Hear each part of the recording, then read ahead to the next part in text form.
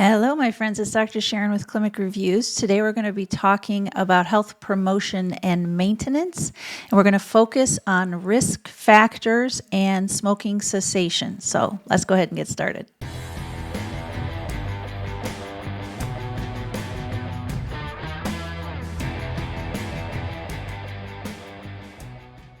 Hello, Clinic Review family. It's Dr. Sharon with Clinic Reviews, the home of the very best NCLEX review in the entire universe. In my opinion, Mark Klimek is the GOAT of NCLEX review. You can find out more about our 21-plus hour NCLEX prep course by going to clinicreviews.com. We also have a streaming service and a small group tutoring option. You can meet me live over Zoom by signing up for the small group tutoring. I do 2 of the 4 sessions.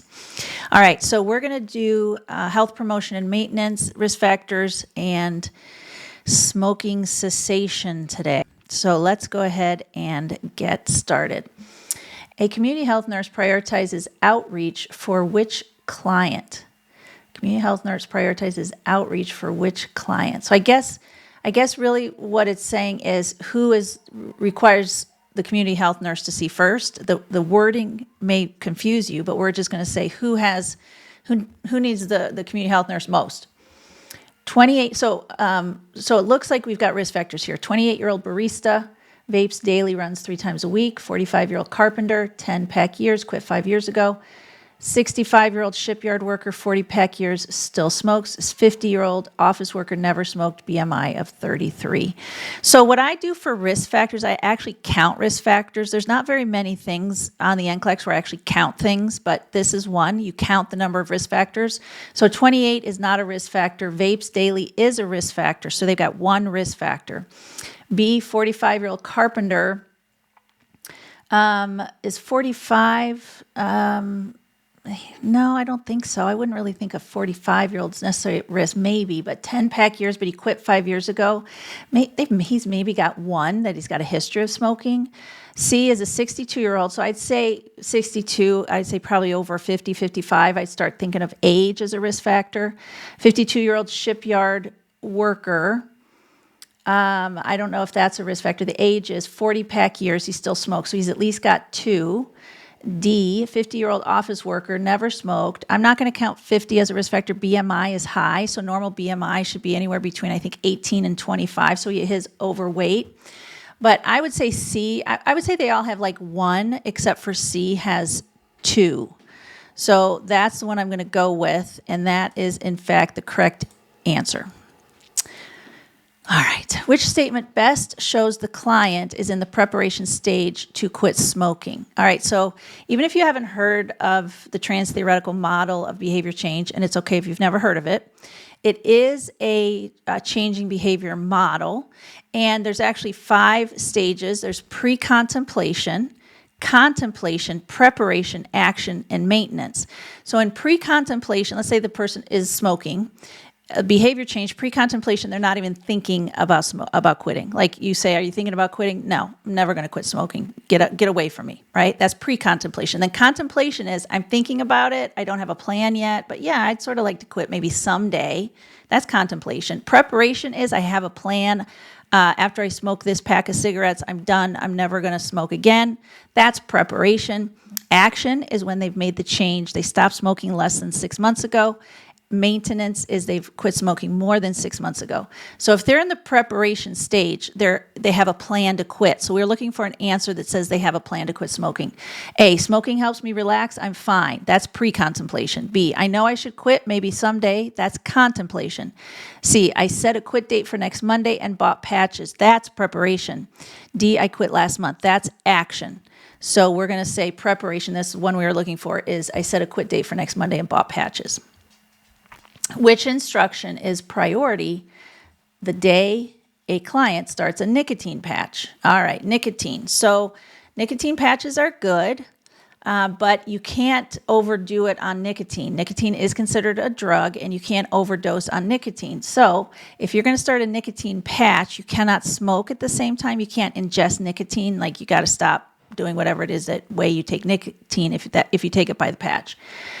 So this is a oh no, it's not. It's a single choice answer. Okay, which instruction is a priority? So which one do I have to tell them? Continue usual number of cigarettes today to taper. No.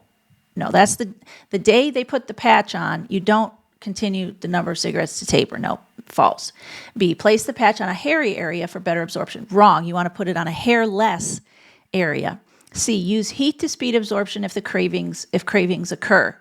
Heat to speed absorption. I don't know if heat would speed absorption. It might bring more blood to the area, but I can't control how much nicotine they're getting. If I use heat to speed absorption, I could be giving them too much. That doesn't seem like a good idea.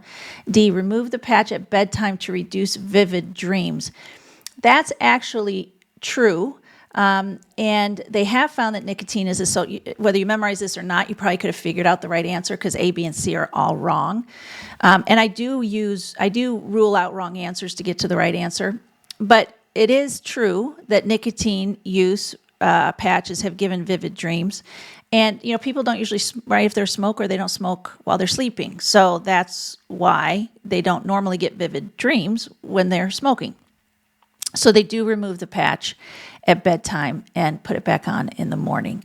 Now, I don't think this is going to be an NCLEX question, but in real life, this is a real life question, not an NCLEX recommendation. In real life, if people do get cravings, as long as they have to get recommendations from their physician, but they can use nicotine gum to deal with the cravings. So it is considered to be okay as long as they're under the supervision of a provider to use nicotine gum to deal with the cravings as opposed to cigarettes to deal with the cravings. Which history requires the nurse to question a prescription for bupropion sustained release for smoking cessation? Okay, so in our last video, actually, we talked about the difference between questioning an order and clarifying an order. Questioning an order means it could harm the patient, and I got to question it because it could harm the patient.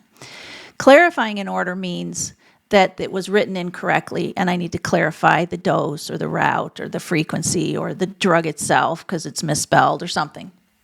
So when it says requires the nurse to question, you say, well, which if they have this comorbidity, could bupropion hurt them? So seizure disorder, type 2 diabetes, GERD, or mild hypertension.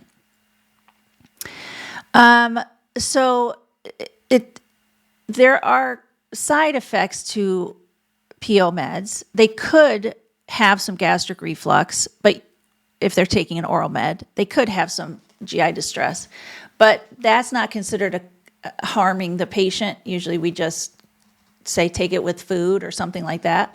So I'm going to cross off GERD. Mild hypertension, the word mild always makes me think that's okay. Like I'm just giving you an NCLEX strategy. That's all I'm saying. If the other answers were completely wrong, then I would maybe consider mild hypertension. But whenever it says mild anything, I'm like, that's probably not the answer they're looking for. So I'm kind of between seizure disorder and type 2 diabetes. And this is if I don't know. I'm teaching you how to guess. Y'all, I wrote the question. I know what the right answer is, but I'm teaching you how to guess. So if you don't know what bupropion is, it's actually also known as Wellbutrin. It's an antidepressant. But they found that when they put people on it, they had a tendency to quit smoking. So that's how they ended up using it for smoking cessation. So if I know bupropion is Wellbutrin, which is an antidepressant, I'm thinking that it could affect neurotransmitters. That's just like what I'm thinking.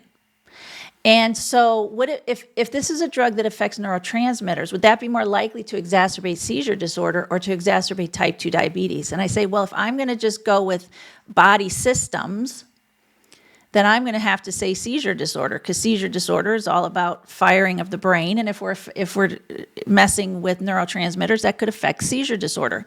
And in fact, that's the right answer. So do I recommend that you memorize this fact? I don't, y'all. I do recommend you know what bupropion is. I do recommend you know bupropion is Wellbutrin and that it affects neurotransmitters. But I don't think you have to memorize that seizure disorder is a contraindication, because I think you can figure it out as long as you know the concepts related to the drug and the disorder.